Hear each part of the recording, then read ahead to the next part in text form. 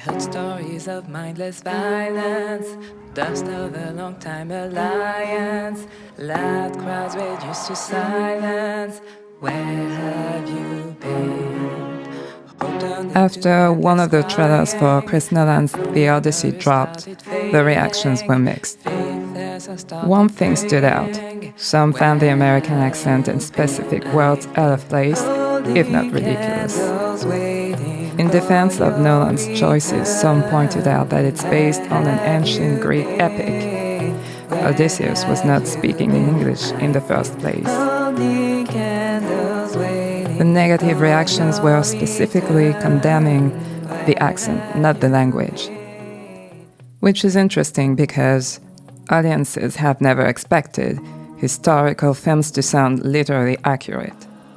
In fact, many older films use the transatlantic accent, a made-up way of speaking associated with sophistication and prestige.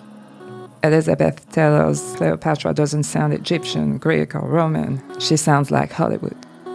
However, in recent years, there have been more attempts at bringing more authenticity to historical films.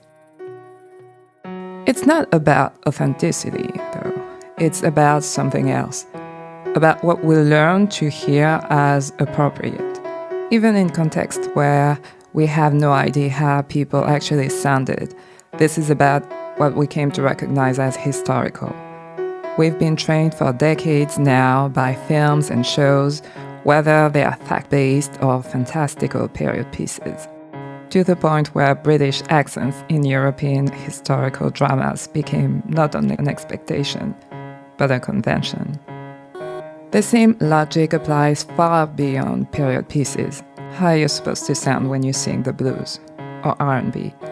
How are you supposed to sound when you sing country music? How are you supposed to sound when you read a voiceover for a video on American pop culture? Since I started learning English, I've never seriously worked on reducing my French accent. I could talk about how much it was not well regarded in France to try and sound like a native speaker, at least during my childhood. But that could be another video entirely. Even when I was living in the US, I was fine with just making myself understood. Things have changed since I started this channel. I became more self-aware. I started to care, and I wondered why. Accents are not about information.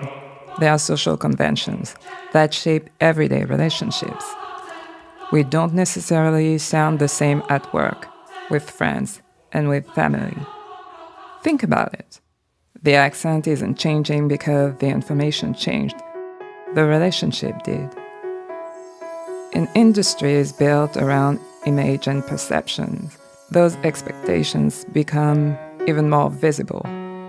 Acting is probably the clearest example. Many actors work with dialect coaches to reduce their accent when preparing for roles. But choosing to reduce your accent outside work is another level. Charlize Theron famously worked to lose much of her South African accent after moving to the US. Not for a role, for everyday life. In music, films, shows, or in our daily life, accents carry an underlying meaning that goes beyond the words we speak.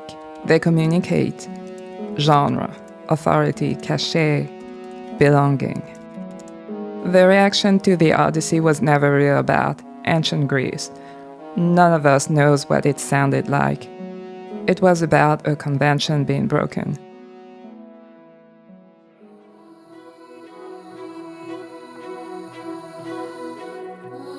Some accents are expected to represent history. But as individuals, they carry our history. Do we erase part of ourselves when we decide to soften one accent or adopt another? Maybe. Or maybe we're adding another chapter to it.